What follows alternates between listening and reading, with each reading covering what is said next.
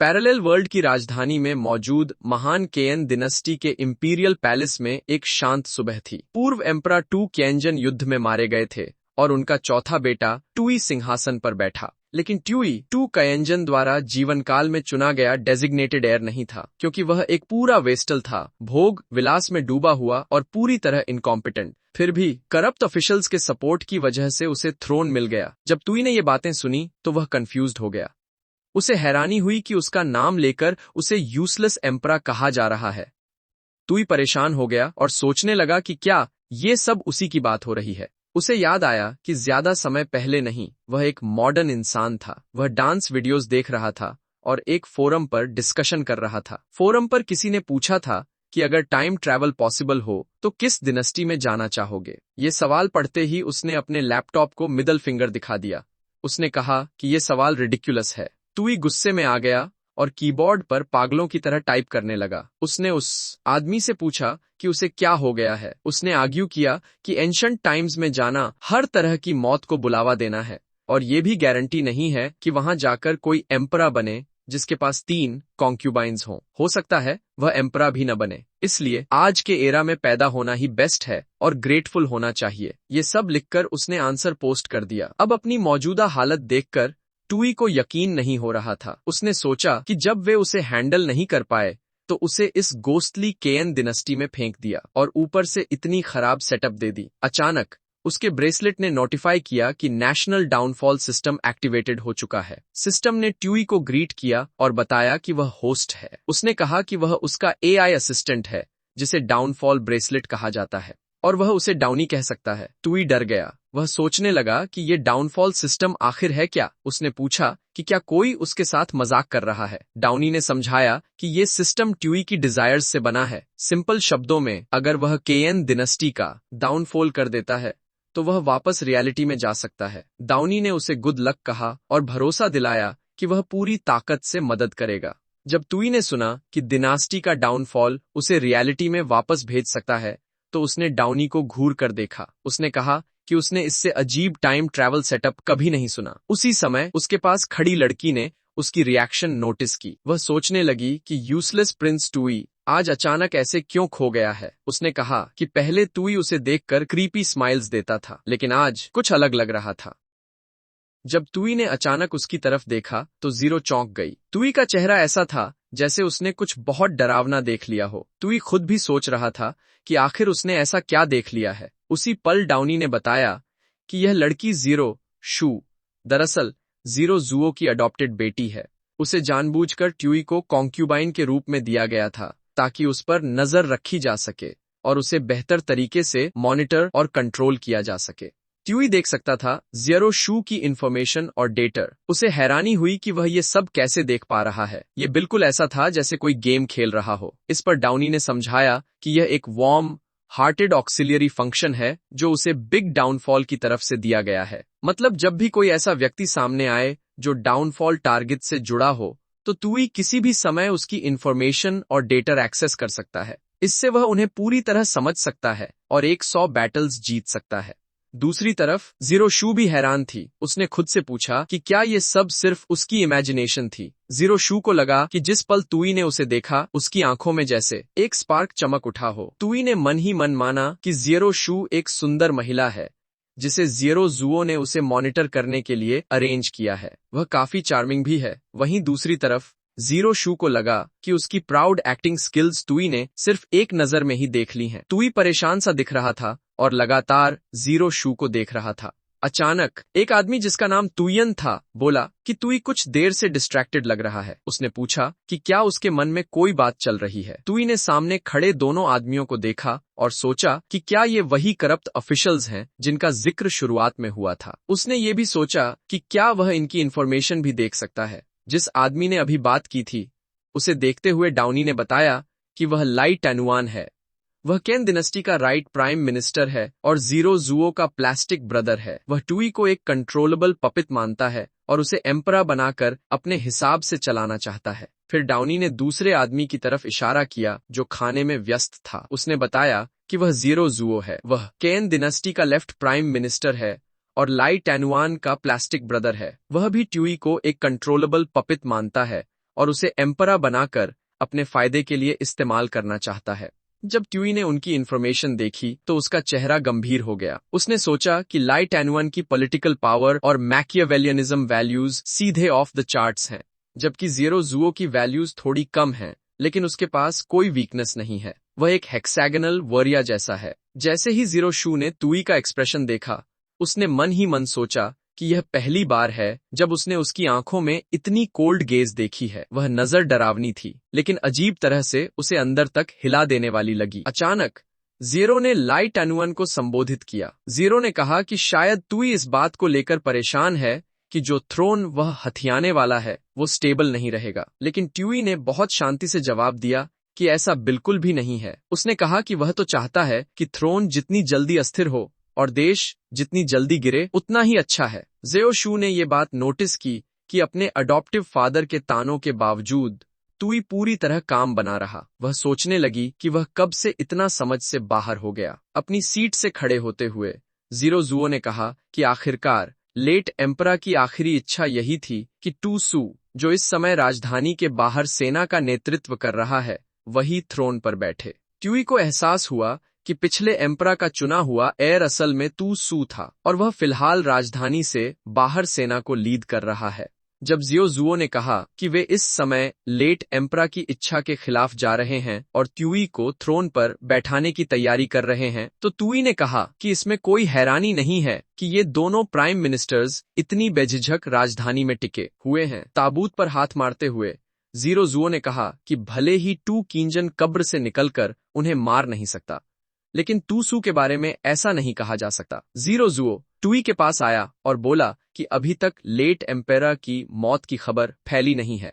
उसके चेहरे पर चालाकी साफ दिख रही थी जब उसने कहा कि इस समय इंपीरियल सील उनके हाथ में है। उसने सुझाव दिया कि बेहतर होगा कि वे पहले वार करें और एक डिक्री जारी कर दें। ज़ेओ जुओ ने कहा कि ट्यूई को आदेश देना चाहिए कि टू सू को भी लेट एम्परा के साथ मौत के घाट उतार दिया जाए। ट्यूई ने मन ही मन सोचा कि अगर वह उनकी योजना मान ले और टू सू को मारने का आदेश दे दे तो थ्रोन तो सुरक्षित हो जाएगा, लेकिन इससे देश को जल्दी बर्बाद करने का उसका लक्ष्य पूरा नहीं होगा। वह जानता था कि ऐसा करने पर वह बस उनकी कठपुतली बनकर रह जाएगा।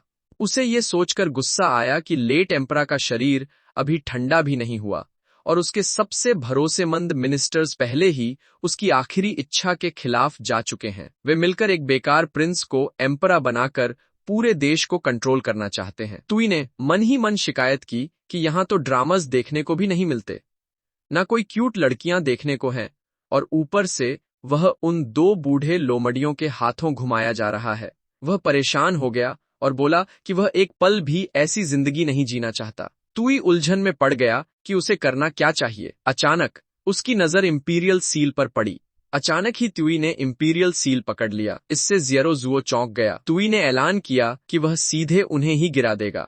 ज़ेओ जुओ डर गया और उसने ट्यूई से पूछा कि वह ये सब क्या कर रहा है। इंपीरियल सील को उससे दूर उठाते हुए ज़ेओ जुओ ने पूछा कि ट्यूई का ऐसा करने का मतलब क्या है। ट्यूई ने समझाया कि अगर वह मर गया तो ये ऐसा होगा जैसे केएन डिनेस्टी खत्म हो गई और उसके हिसाब से ये बिल्कुल परफेक्ट है। उसने मन ही मन ज़ेओ से कहा कि उसे ही मार डालो। ट्यूई ने जोर देकर कहा कि अब से, क्योंकि वह एम्परा है, इंपीरियल सील उसी के पास रहेगा और वह किसे मारेगा और किसे छोड़ेगा ये फैसला अब सिर्फ वही करेगा। उसी दौरान ज़ेओ शू सोच रही थी कि क्या ट्यूई पहले से ही ऐसा इंसान था जो ज़ेओ जुओ के सामने इस तरह खड़ा होने की हिम्मत रखता हो। जब उसने ट्यूई की दबंग बातें सुनी तो वह शर्मा गई। जब ट्यूई ने पूछा कि कौन उसके पक्ष में है और कौन उसके खिलाफ, तो ज़ेओ शू ने उसके चेहरे के भाव और उसके तने हुए शरीर को ध्यान से देखा। उसने मन ही मन कहा कि यह आदमी सच में काफी साहसी है। ज़ेओ शू का चेहरा और लाल हो गया जब वह लगातार ट्यूई को देखती रही।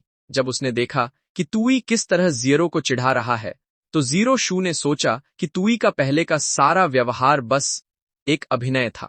ज़ेओ शू ने महसूस किया कि इंपीरियल सील हाथ में आने के बाद ट्यूई अपना असली रूप दिखा रहा है, जबकि ज़ेओ अंदर ही अंदर गुस्से से जल रहा है।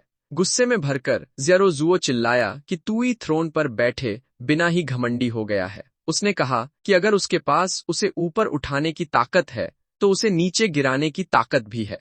ट्यूई ने ज़ेओ को और चिढ़ाते हुए कहा कि आओ, जल्दी करो और उसे मार डालो। उसने ताना मारा कि ज़ीरो की मार्शल प्रावेस वैल्यू 77 है, तो उसे निराश नहीं करना चाहिए। ज़ीरो जुओ गुस्से में तुई की तरफ दौड़ा और चिल्लाया कि वह उसे गला घोंटकर मार डालेगा। इसी दौरान ज़ीरो शू उसे रोकने की कोशिश कर रही थी और कह रही थी कि वह शांत हो जाए। अचानक लाई टैनुअन बीच में बोला। उसने दोनों को रोकते हुए कहा कि वे बहस बंद करें, क्योंकि उनका लक्ष्य एक ही है। उसने सुझाव दिया कि पहले सबको शांत होना चाहिए। जब तुई ने देखा कि ली टैनुअन काफी शांत है, तो वह निराश हुआ, लेकिन फिर वह हल्का सा मुस्कुराया और बोला कि शायद अब आग में थोड़ा और घी डालना पड़ेगा। जैसे ही लाई टैनुअन कुछ कहने वाला था, टुई ने अपने हाथ से इंपीरियल सील गिरा दिया। इंपीरियल सील जमीन पर गिरते ही लाई टैनुअन का चेहरा गंभीर हो गया। वहीं टुई ने हल्के से कहा, अरे। ज़ीरो जुओ डर के मारे सन्न रह गया। टुई ने बेपरवाही से कहा कि उससे गलती हो गई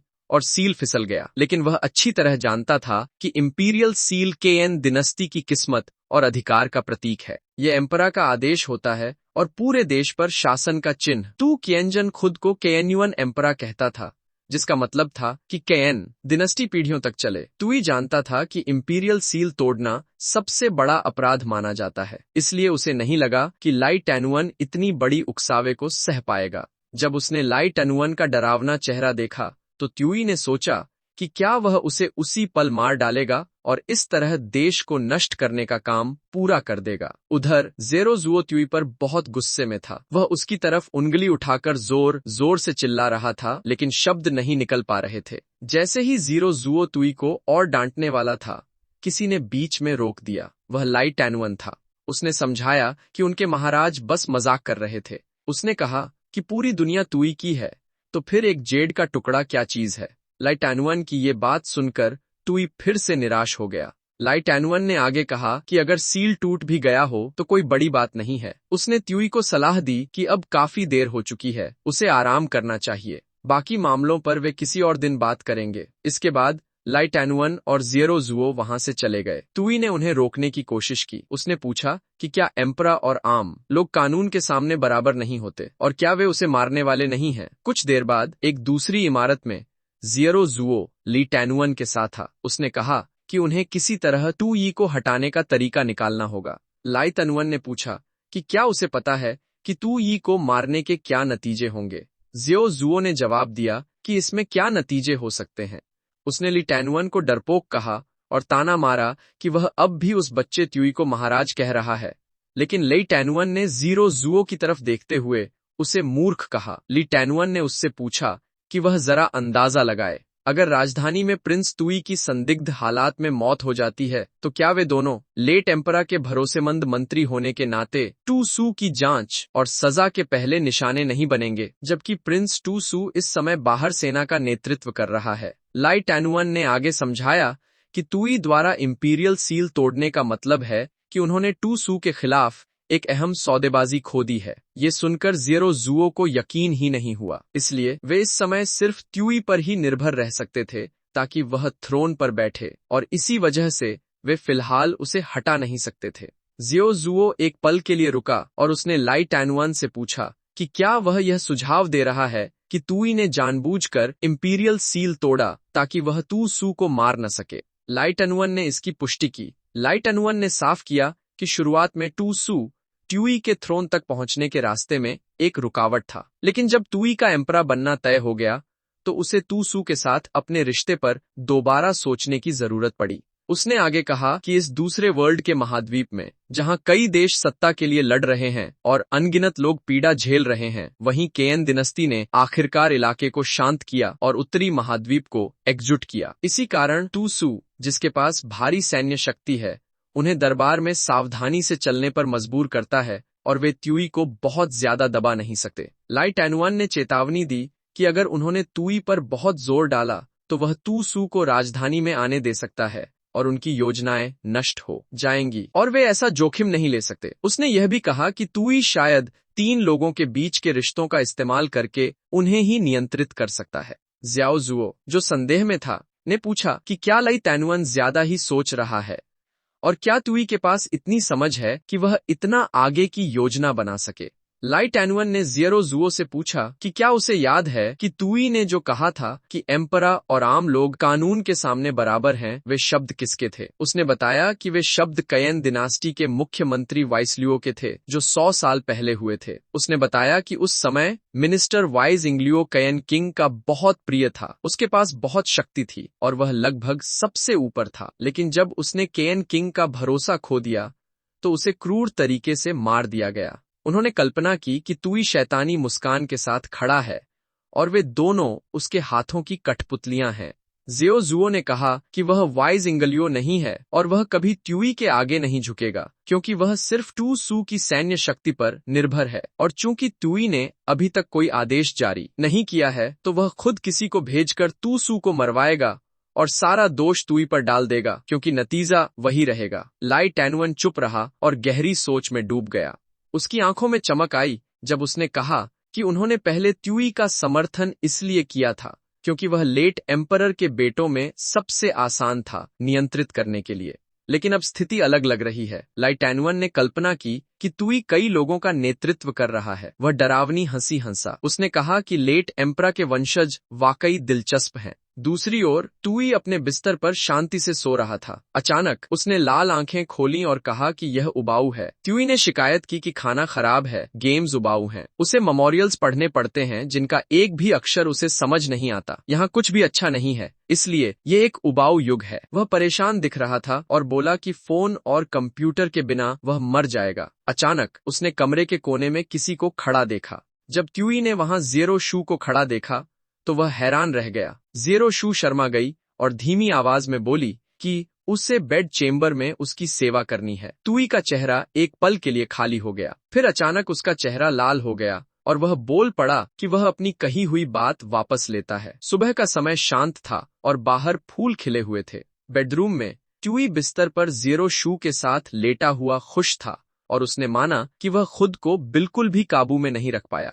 कपड़े पहने और उसने समझाया कि अपना मिशन पूरा करने के लिए उसे ज़िरो शू को परेशान करना पड़ेगा। अचानक उसकी नजर ज़िरो शू के हेयरपिन पर पड़ी। उसने पुराने जमाने का एक दृश्य सोचा जहां हेयरपिन को हथियार की तरह इस्तेमाल किया जाता था। ज़िरो शू ने कहा कि कोई भी यकीन नहीं करेगा कि वही चीज एक दिन उसके लिए देश को नष्ट करने और मॉडर्न वर्ल्ड में लौटने का मुख्य साधन बनेगी। त्यूई हल्की मुस्कान के साथ बार बार ज़िरो शू की तरफ देख रहा था। उसने ज़िरो शू को पुकारा। जब तुई ने उससे पूछा कि क्या वह सच में ज़िरो जुओ द्वारा भेजी गई जासूस है, तो ज़िरो शू डर गई। वह हैरान थी कि उसकी पहचान खुल गई है, लेकिन फिर भी उसने जोर देकर कहा कि ऐसा होना नामुमकिन है। ज़िरो शू ने अनजान बनने का नाटक किया और पूछा कि त्यूई क्या कह रहा है, क्योंकि उसे कुछ समझ नहीं आ रहा। त्यूई ने ज़िरो शू को भरोसा दिलाया कि उसे चिंता करने की जरूरत नहीं है, क्योंकि उसे उससे या ज़िरो जुओ के निजी कामों से कोई फर्क नहीं पड़ता।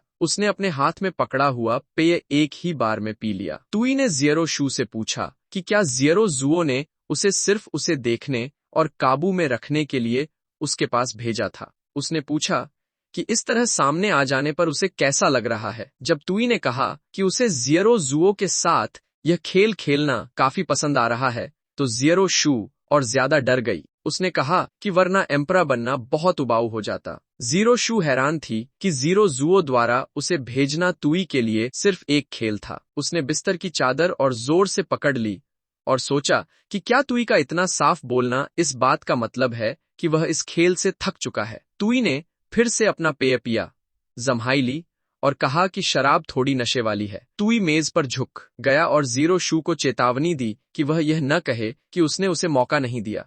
उसने कहा कि अब वह चाहे तो अपना कदम उठा सकती है। ज़िरो शू ने माना कि उसकी पहचान खुल चुकी है और वह ज़िरो जुओ के लिए भी अब बेकार हो चुकी है। उसने कहा कि खुद को बचाने का अब सिर्फ एक ही तरीका बचा है। ज़िरो शू धीरे धीरे पीछे से टूई के पास आई। उसी समय टूई खर्राटे लेने का नाटक कर रहा था। अचानक ट्यूई चौंक गया जब डाउनी ने बताया कि नेशनल डाउनफॉल सिस्टम अपग्रेड पूरा हो चुका है और वह पहले की तरह उसकी सेवा करता रहेगा। ट्यूई ने तुरंत पूछा कि यह सिस्टम अपग्रेड क्या है। उसने कहा कि वह तो मिशन पूरा करने और वापस लौटने ही वाला था, तो यह अपग्रेड बेकार है। लेकिन डाउनी ने समझाया कि मिशन के लक्ष्य को साफ करने के लिए अपग्रेड में नेशनल पावर पॉइंट सिस्टम जोड़ा गया है। यह सिस्टम राजनीति, अर्थव्यवस्था, सेना, संस्कृति और दूसरे पैमानों को जोड़कर केएन देश की ताकत तय करता है। जैसे ही नेशनल पावर पॉइंट्स से नीचे चले जाएंगे, देश के पतन का मिशन पूरा माना जाएगा। शुरुआती नेशनल पावर पॉइंट्स एक कुछ समझ आने पर ट्यूई ने मन ही मन डाउनी से पूछा कि अगर वह उसी पल मारा भी जाए लेकिन नेशनल पावर पॉइंट्स खत्म न हो तो क्या मिशन फिर भी असफल रहेगा।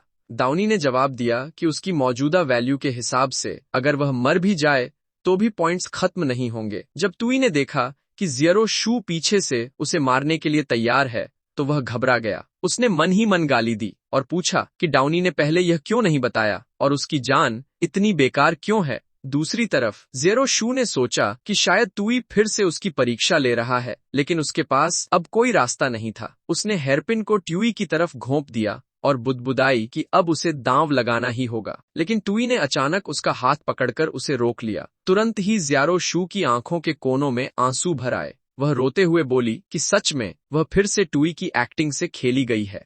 वहीं ट्यूई ने कहा कि यह बहुत करीब था और वह बेकार में लगभग मर ही गया था। ज़ीरो शू ने मायूसी से अपना हाथ ट्यूई की पकड़ से छुड़ा लिया। उसने ट्यूई को पकड़ा और गिड़गिड़ाते हुए कहा कि उसके पास अभी भी मौका है, वह हमला करेगी। लेकिन तभी ज़ीरो शू अचानक फिसल गई। वह घबरा गई और उसका संतुलन बिगड़ गया। ट्यूई बस देखता रहा जब ज़ीरो शू अनाड़ी तरीके से जमीन पर गिर गई। ज़ीरो शू बेबस थी और रो रही थी। ट्यूई ने उसका मजाक उड़ाते हुए कहा कि सिर्फ 44 मार्शल प्रावेस वैल्यू वाला वॉरियर नाकाम टावर डाइव के बाद मारने की कोशिश कर रहा है। ये कुछ ज्यादा ही आत्मविश्वास है। ट्यूई ने ज़ीरो शू के हाथ से हेयरपिन ले लिया। उसने ताना मारते हुए कहा कि वह बहुत उतावली है और उसके बस कुछ शब्दों से ही भड़क गई। उसने डराने वाले अंदाज में कहा कि एक सही जासूस ऐसे व्यवहार नहीं करता। ज़ीरो शू फूट फूट कर रोने लगी और बोली कि असैसिनेशन नाकाम हो गया।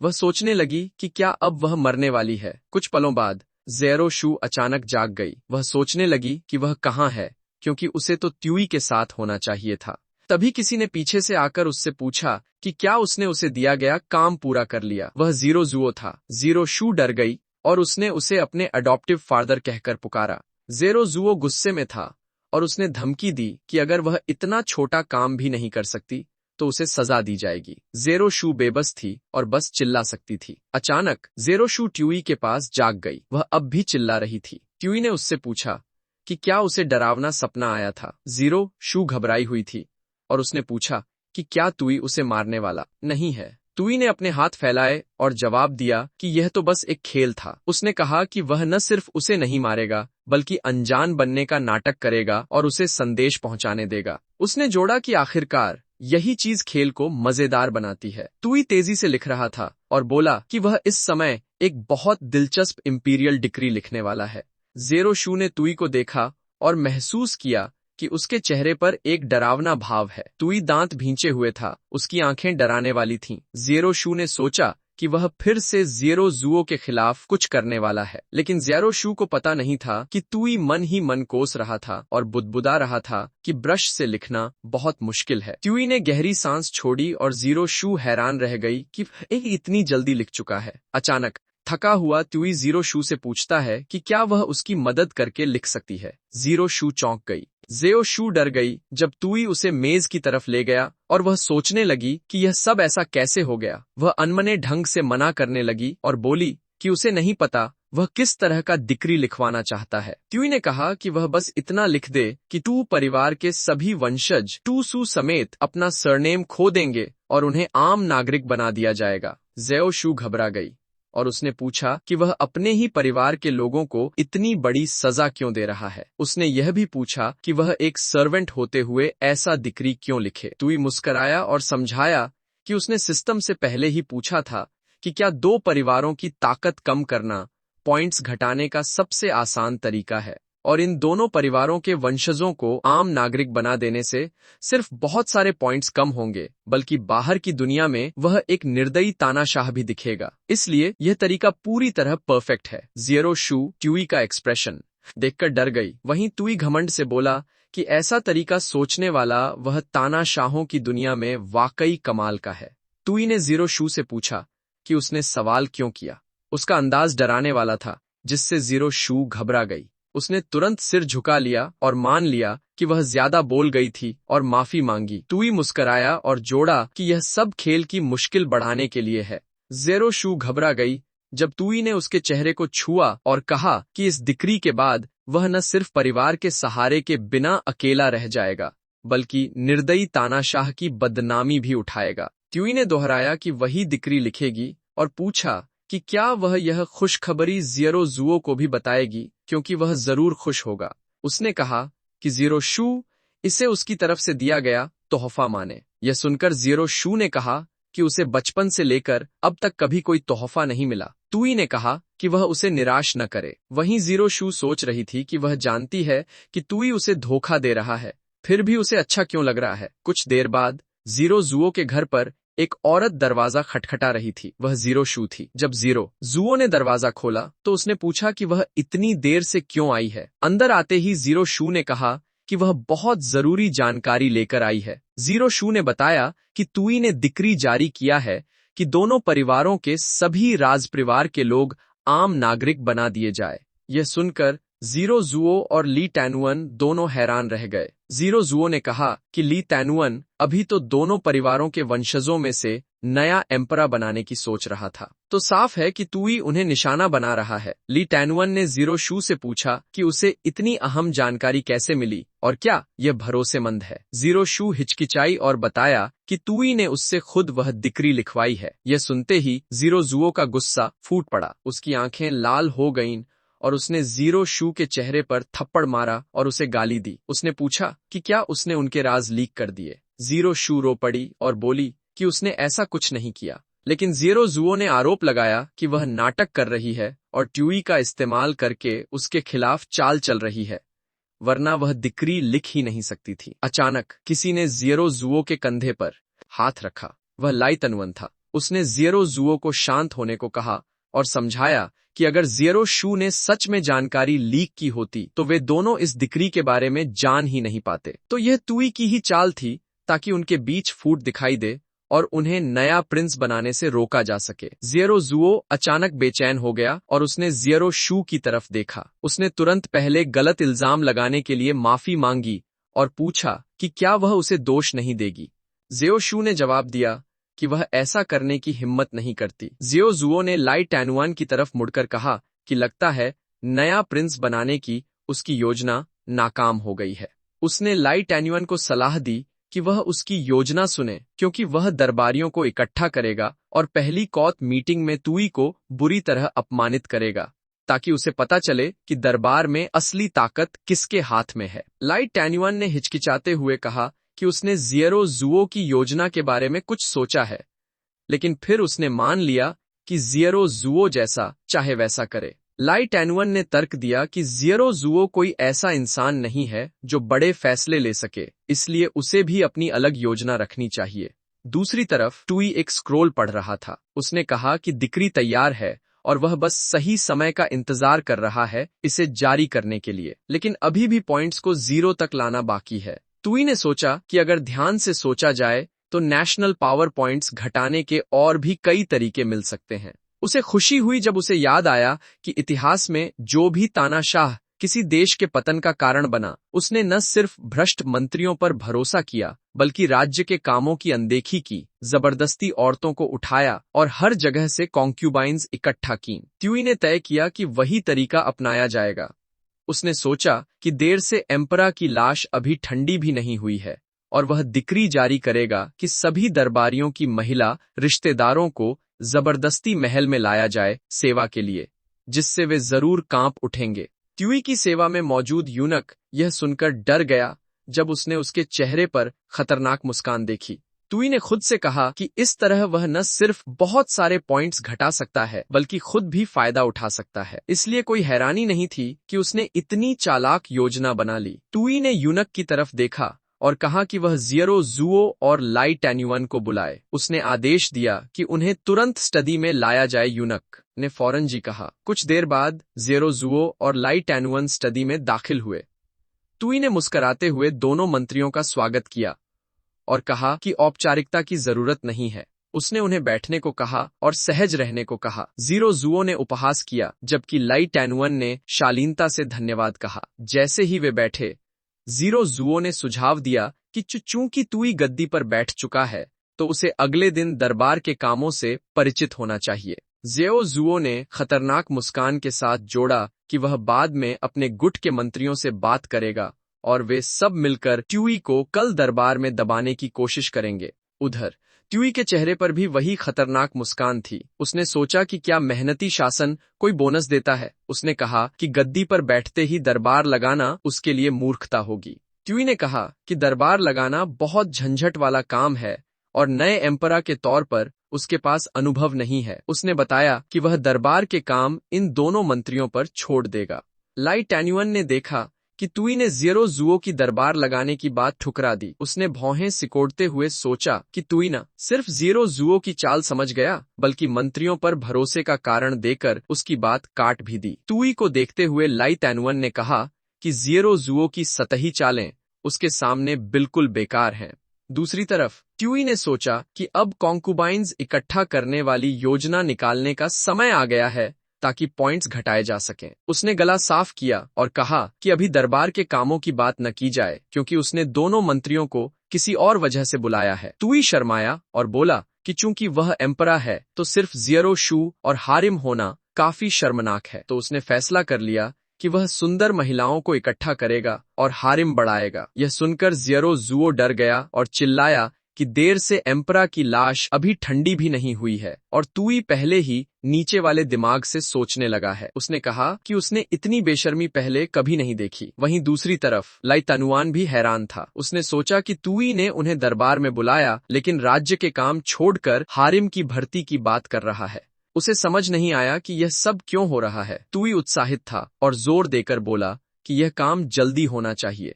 उसने जोड़ा कि उसे नेशनल पावर पॉइंट्स जितनी जल्दी हो सके ज़ीरो करने हैं। ज़ियो जुओ और ली टैनुअन दोनों चुप रह गए जब उन्होंने तुई की बात सुनी। ज़ियो जुओ ने कहा कि वह तुई के इस विचार का समर्थन करता है कि चारों तरफ से सुंदर महिलाएं लाई जाए, लेकिन उसे जल्दबाजी की चिंता है।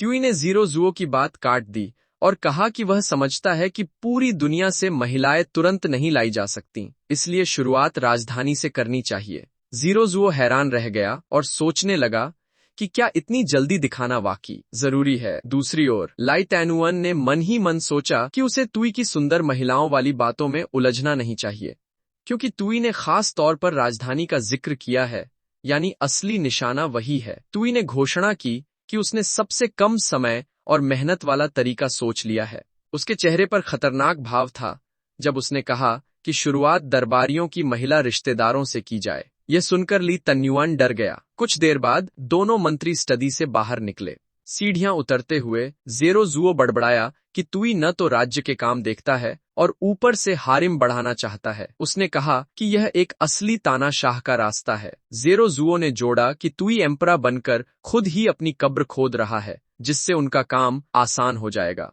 लेकिन तभी लाई टैनुअन अचानक चिल्लाया और उसे रोक दिया।